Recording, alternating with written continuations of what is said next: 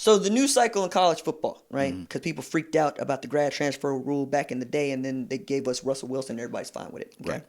They freaked out about the redshirt rule because kids play 4 games. Like, you know what? Guess what? I don't want to do anymore. So Jalen McCleskey goes in the portal, comes out of Tulane, and we've seen a bunch of kids do that. Kelly Bryant did that with Missouri. Right. Don't know if he wishes he stayed put, but we'll see how that ends up for him in the NFL draft. Okay.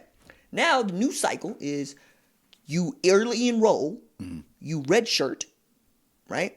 And then you look up in 3-4 years, and you are graduating, and you haven't played. So guess what you do? You go into the transfer portal.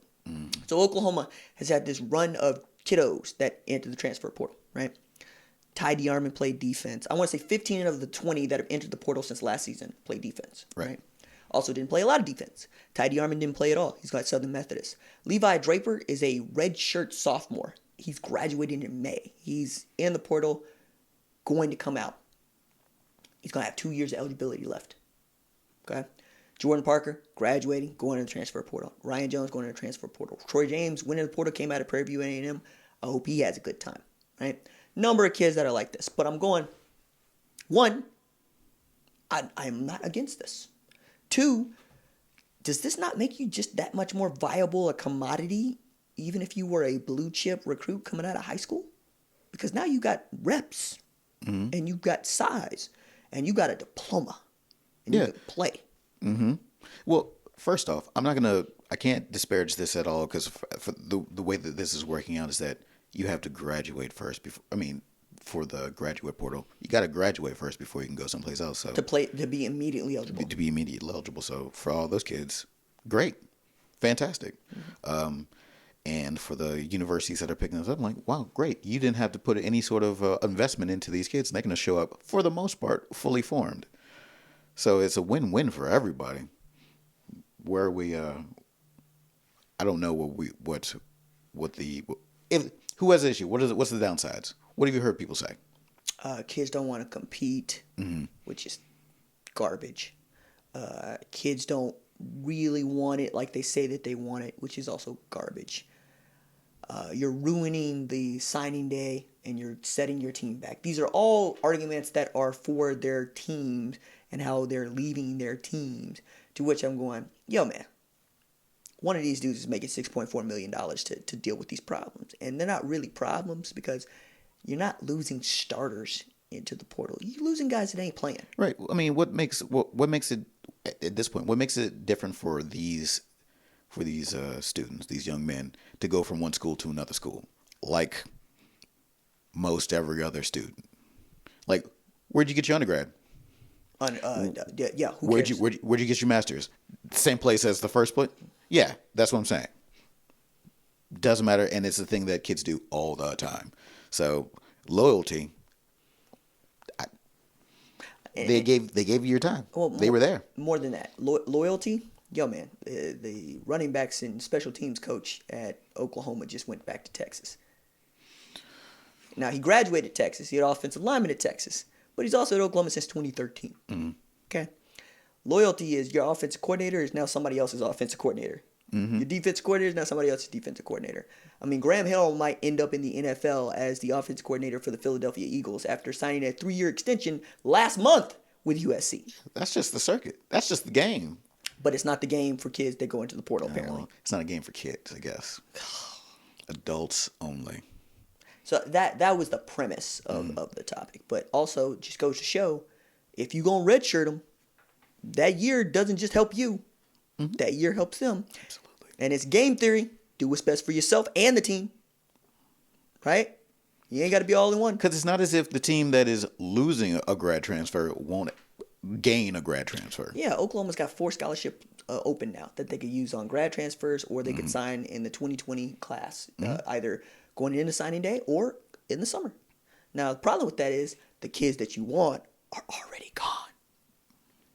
So that's the thing. But as you say, it's the game. Yeah, and that's where I'm at too. Like, talking about weakening Alex Grinch's defense. One, he came in here with a bunch of kids that he didn't recruit, asking them to play in a scheme that they didn't recruit to play in. Okay? Number 2, my man gets paid $1 million to coach one side of football. And I want to give him what I call the coach's quiz. The coach's quiz is, what's your address? What's your phone number? Mm-hmm. What's the garage door code? When's the last time your vehicle got oil change? That's the coach's quiz. How many do you think most coaches could get right? Oh. That's what I mean. So, like, when you talk about problems for them, I'm like, what problems? Ain't got no problems. What problems? Ain't got no problems. Yeah. It's like, no. Like, I bring this up because, like, Caitlin Riley, Lincoln Riley's wife, did the game day segment that I love because Lincoln was getting kind of sweaty getting asked these questions by old Gene Wojciechowski, like, how much does a gallon of milk cost? And, like, he's asking Caitlin, nope, he doesn't know where we live. He gave away the wrong address to our house just the other day. I'm here to talk about football, not class warfare. Right? And, you know, like, she saved him. She says, nah, he's a great husband. He's a great father. And he's a great football coach. I'll take care of everything else. And I'm like, yo. So this is why I always have a special place in my heart for coaches' wives. Mm-hmm. So my favorite story about coaches' wives, okay? I'm at Big 12 Media Days back when they're still at the Omni Hotel, okay? Okay. And at the time, the Mary Kay National Convention was being held at the Omni Hotel as well. So I get on this elevator with a couple of sports media folks, and it's a group of women. And, you know, they ask, what are you guys here for? We're here for Big 12 Media Days. Oh, okay. Anybody that we might know? Bob Stoops? Carol Stoops' husband? And that, I was smiling so hard. I love it. Because Carol Stoops at the time was a national executive for Mary Kay. Carol Stoops is very good. So much so that I vividly remember Bob Stoops pulling up to practice one day in the Mary Kay Cadillac because he forgot the keys or couldn't find the keys to his car. Which, again, coach's wife. No, that's a great visual. Right! And he was like, it's wife's car. How you guys doing? So coaches' wives. Or the fact that Gary Patterson has been through a couple. Yeah. So, you know, I love that aspect of football because it also drives home. Yo, man, if we were all allowed to be single-minded and singularly focused on what it is that we do for a living, we'd all be very, very, very, very good. And also underscore this, that this is your job. This is your one job. And you can still be this bad at it. Like, for instance, my man in Akron went 0 Akron was winless in 2019. You got one job. He's out there probably waiting for the cable man to show up. He knows all of his kids' teachers' names. I hope so. I hope so. Yeah, no. I'd love for him to still be a great, fully formed individual, but that man might be doing a lot. And that is the only way I can rationalize it, right? Because the idea that this is your one job and you got somebody else to take care of stuff like making sure the electricity bill get paid, the water bill get paid, people have pants on before they leave in the morning, that after school activities are taken care of, that if you got a host, that you're hosting just right, that there's enough food to go around in the grocery store, whatever. Because, you know, you hear about these coaches that want to tell us about how hard they're working. Like Mike Gundy tried to tell us what I think is a bold-faced lie about how he took 2 Ambien, was still up at 2 a.m., went into work at 4 a.m. to go to work. Oh, first off, that absolutely happens. He doesn't remember it. That's just what people tell him. But the idea that, you know, they're just out here working their butts off. Yeah, doing one job. Find me a single mom.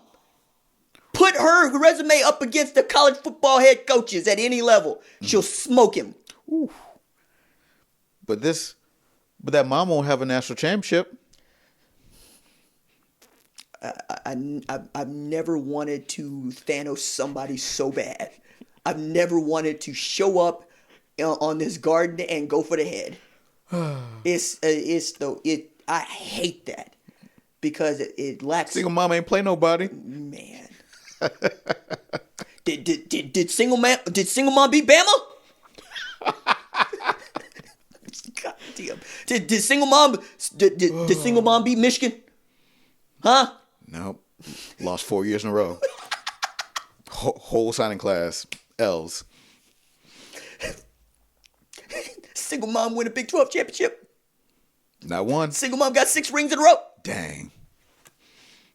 I hate like That's that. it. No, that's the head coach is 1, single mom 0. Oh God. Yo, Nah, one- but for real, I love my single moms out there. Yo, hit me up.